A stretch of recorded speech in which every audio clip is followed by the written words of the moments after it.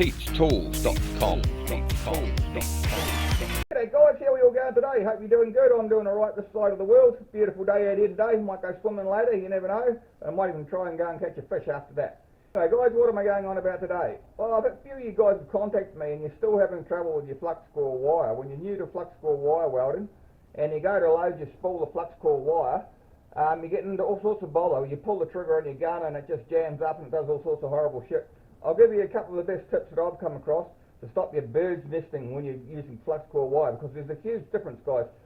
I'm using solid core on this at the moment, and there's a huge difference between solid core and flux core. Not only the fact that you can weld without gas, but there's a lot of other issues that go with it as well. Anyway guys, same as usual, you like my videos, subscribe, drop me a like, drop me a comment, come say good day in the comments below if you want, and yeah, I'll show you. So guys, I've got my two bits of wire here, both the same diameter. So I've got my flux core here, and I've got my solid core here. And you say, Pete, they look exactly the same. Well, yeah, they are. They're both wire, but they act completely different when you put them through your drive rollers here. And that's how you guys are getting all the trouble. That's what I reckon anyway. Because 9 times out of 10 in my emails, you guys are saying you're having trouble with the wire tangling up in here. So we'll just try and help you out a bit, eh? Well, when you're using solid core wire, guys, you can basically swing on this and put quite a lot of tension on it, and it won't do anything at all. Basically, you have to have a really, really lot of tension on this, or something majorly wrong in your torch, for it to actually bird's nest in here. But when you're using flux core wire, it's totally different, guys. You can't have the same amount of pressure of what you can here, and I'll tell you why. So I've got a bit of flux core wire here, and it's the same diameter as the other, like I say. So if you imagine this wire here, it's got flux in the core, hence flux core wire.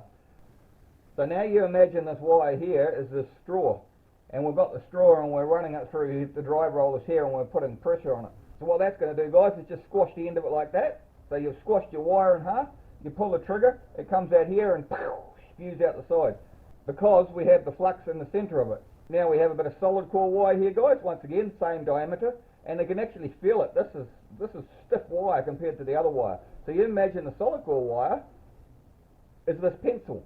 So if we put the pencil through here and screw it up, what's going to happen? So if I try and squash the pencil, what happens? Absolutely nothing, for the simple reason that it's got a solid core in it. You imagine that pencil there, and you take out the core, which is the yellow lead, and then I squash it, it's just going to crush. So that's what I'm trying to say, guys. The flux core wire is very, very, very soft. So to get around that, what you have to do is this. We've actually got some other videos as well, guys, how to set up your flux core. I'll put them in the description below. But if you're using flux core wire, like I say, and you don't want to be screwing this up too tight, you try and do it the minimum you can, that it still drives and comes out the end of your torch. But if it still won't come out the end of your torch and you still keep snapping it, you're going to have to change this. You're going to have to take your drive roller off. So you have a ball bearing on the top that pushes pressure onto your drive roller, and then you have your drive roller on the bottom. So you're going to have to take your drive roller out, like so. Get one that's running exactly the same size that you're running your wire. Like if you're running 0.9 wire, you need a 0.9 drive roller. And you also need to change it from a V drive roller like this. You see how this has got a sort of a V shape in it, where it grabs the wire. You need to have a knurled, or knurled, or whatever the hell you want to call it. Here, I'll put an image of one up the top corner there. You need to have this drive roller. And they're quite cheap, you can buy them anywhere. Basically you can buy them on Amazon or anywhere. I think all welding shops have them as well. But what that does is it makes that you don't need so much pressure on here for it to grab your wire, because it's got teeth on it, and it just sort of pulls your wire through a lot easier. And the same thing when you're using wire to weld aluminium. It's the same thing. Aluminium wire is really, really soft, like flux core wire. So you're going to have a knurled drive roller as well, guys. So guys, we'll do a little experiment. We've got a flux core wire here. I'll put it in the pliers like so. I can grab it like that, and we'll go bend it. 1, 2, snap. So now we'll put up a solid core wire in the pliers, guys. Line them up like that, and then we'll bend them. 1, 2, 3, 4, 5, 6. See that, guys?